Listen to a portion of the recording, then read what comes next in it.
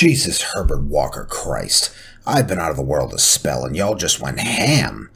We have a ton to cover today and not a lot of time. Gonna be a little different as I just rip through some stories I collected. Let's do this. Oh, and happy Independence Day. Suck it, England!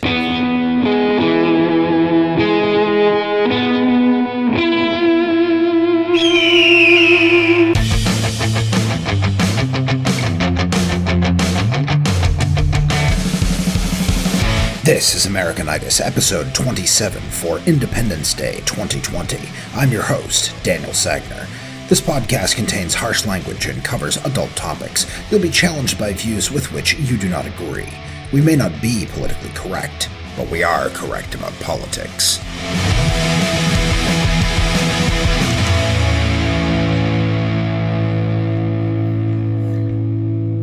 I just want to address this out of the gate so that you know I don't miss a trick. Black Lives Matter is an excellent chant.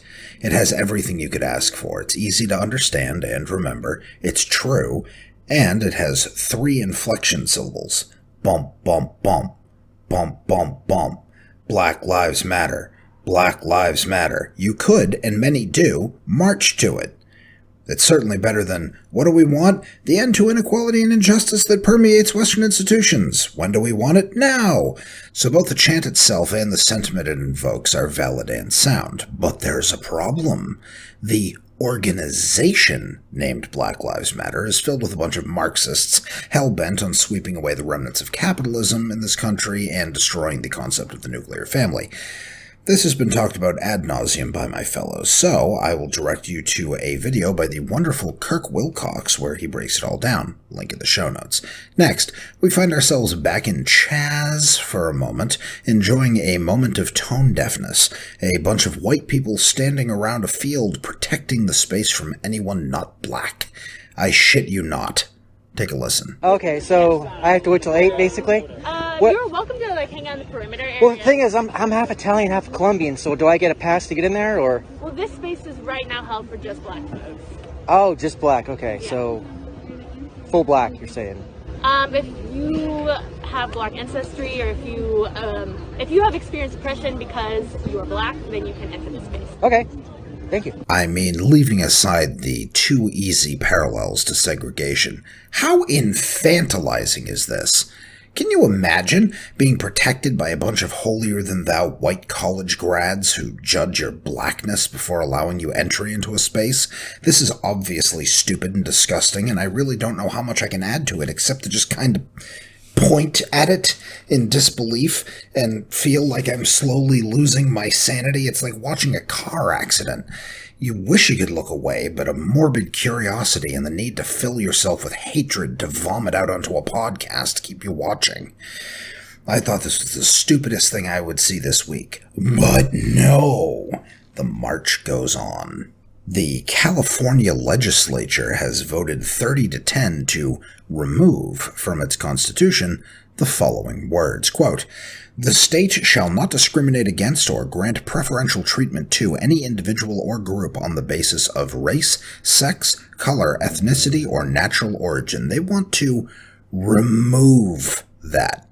Yeah, you can supercalifragilistic miss me with that bullshit. This is, of course, the obvious and inevitable conclusion of treating everyone as a member of a group. This country was founded on the principle of individualism, the idea that every human being was equal in the eyes of the law and was free to pursue his own happiness while respecting the rights of others.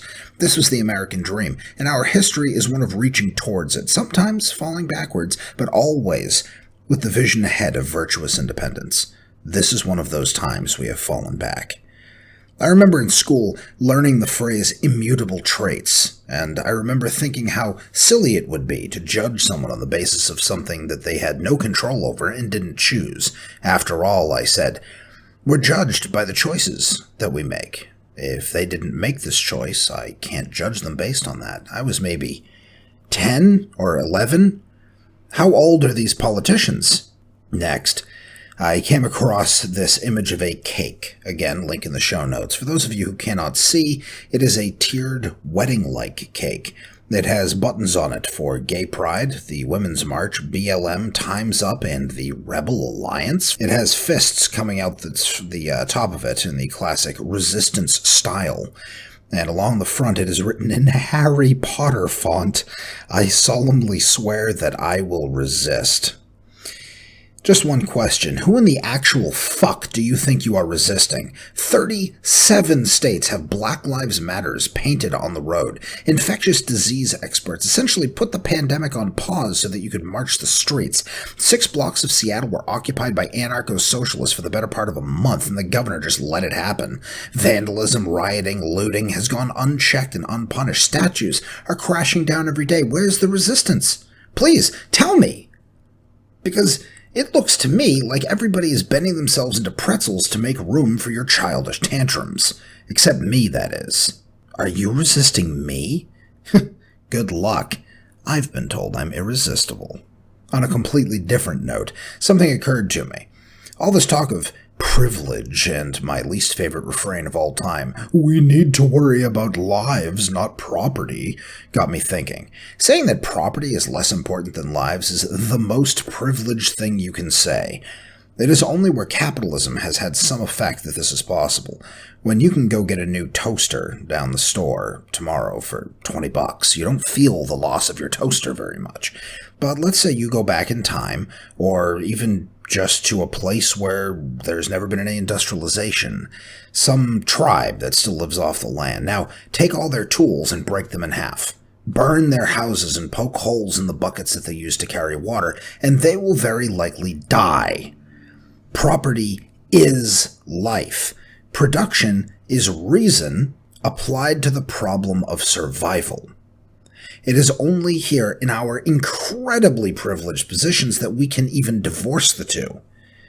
Next is a tweet that came my way that really concretizes a point that I was going to make. It reads as follows.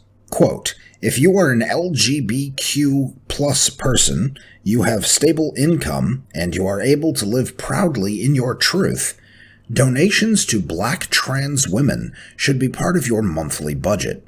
If you are cis man and you have a stable income, you should be donating to Black trans women as reparations. Regular monthly donations, not just during Pride, not just when one of us dies. Write it into your budget. Connect with Black trans women and Black trans women-led organizations. Find out their needs and meet them." Unquote. This comes to us from a Twitter account named Fat Pussy Advocate, so take that for what it's worth. Your problems, your wounds, your sores are not my moral responsibility. This is bald-faced collectivistic altruism. This is Jesus on the cross dying for your microaggressions. It is not your moral responsibility to fight every wrong in the world. It is not your moral responsibility to pay some random person reparations because of some perceived slight. This is what the entire movement is based upon. They want you to feel badly for something you never did. Whether it's slavery you never took part of or some system that they claim is racist, there's never proof, only accusations and the demand that you do something about it. But your only goal in life ought to be your own long-term rational happiness, not an assuaging of guilt over some imagined original sin. You are responsible for yourself and cannot be responsible for the sins of another. It does make rational sense to ensure that the law is equally applied to all. It does follow in reason to not be a racist, as racism is an irrational sword that cuts both ways. But to quiet your unease by funding Black trans women-led organizations is paternalistic, infantilizing, and worthless. There is no end to the bloodletting. You will allow yourself to be sucked dry and die unfulfilled. This started with a struggle against police brutality, which is something that everyone can get behind. Now it's regular monthly donations to Fat Pussy Advocate? Hard pass. I'm assigning you a little bit of homework.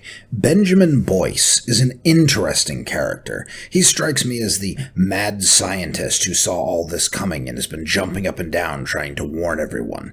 I've linked the video Mine Privilege in the show notes, and I Highly recommend it.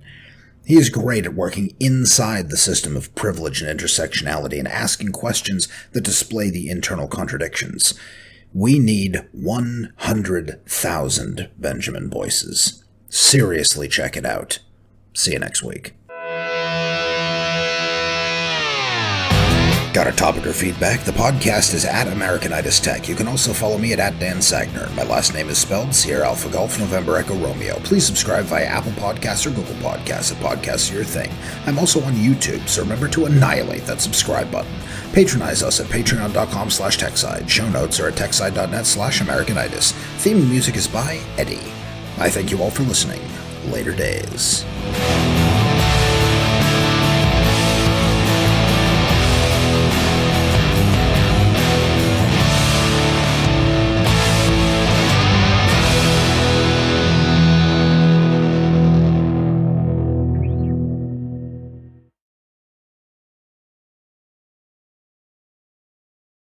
In Congress, July 4th, 1776, the unanimous declaration of the 13 United States of America. When in the course of human events it becomes necessary for one people to dissolve the political bands which have connected them with another, and to assume among the powers of the earth the separate and equal station to which the laws of nature and nature's God entitle them, a decent respect to the opinions of mankind requires that they should declare the causes which impel them to the separation. We hold these truths to be self-evident, that all men are created equal, that they are endowed by their Creator with certain unalienable rights, that among these are life, liberty, and the pursuit of happiness, that to secure these rights governments are instituted among men, deriving their just powers from the consent of the governed, that whenever any form of government becomes destructive of these ends, it is the right of the people to alter or to abolish it, and to institute new government, laying its foundation on such principles and organizing its powers in such form as to them shall seem most likely to affect their safety and happiness. Prudence, indeed, will dictate that governments long established should not be changed for light and transient causes, and accordingly all experience hath shewn that mankind are more disposed to suffer, while evils are sufferable, than to right themselves by abolishing the forms to which they are accustomed. But, when a long train of abuses and usurpations, pursuing invariably the same object, invices a design to reduce them under absolute despotism, it is their right, it is their duty to throw off such government and to provide new guards for their future security. In every stage of these oppressions we have petitioned for redress in the most humble terms. Our repeated petitions have been answered only by repeated injury. A prince whose character is thus marked by every act which may define a tyrant is unfit to be the ruler of a free people. Nor have we been wanting in attentions to our British brethren. We have warned them from time to time of attempts by their legislature to extend an unwarrantable jurisdiction over us. We have reminded them of the circumstances of our emigration and settlement here. We have appealed to their native justice and magnanimity, and we have conjured them by the ties of our common kindred to disavow these usurpations, which would inevitably interrupt our connections and correspondence. They, too, have been deaf to the voice of justice and consanguinity. We must, therefore, acquiesce in the necessity which denounces our separation, and hold them, as we hold the rest of mankind, enemies in war, in peace, friends. We, therefore, the representatives of the United States of America, in General Congress assembled, appealing to the Supreme Judge of the world for the rectitude of our intentions, do, in the name and by the authority of the good people of these colonies, solemnly publish and declare that these United Colonies are, and of right ought to be, free and independent states, and that they are absolved from all allegiance to the British Crown, and that all political connection between them and the state of Great Britain is and ought to be totally dissolved, and that as free and independent states they have full power to levy war, conclude peace, contract alliances, establish commerce, and to do all other acts and things which independent states may of right do, and for the support of this declaration, with a firm reliance on the protection of divine providence, we mutually pledge to each other our lives, our fortunes, and our sacred honor. Happy Independence Day.